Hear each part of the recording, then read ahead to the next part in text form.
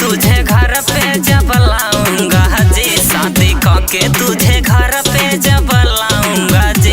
Honeymoon के दिन सब बताऊंगा जी, हनीमून के दिन सब बताऊंगा जी, सब बताऊंगा जी।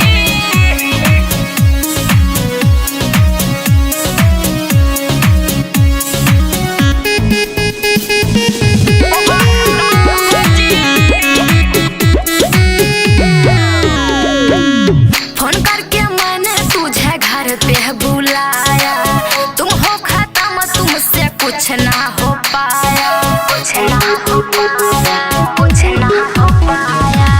कहरा तू बेहट जाना हो खेदा शादी, साल भरे में बढ़ा देवे आबादी। रोजला भवाला चटनी चटाऊंगा जी, रोजला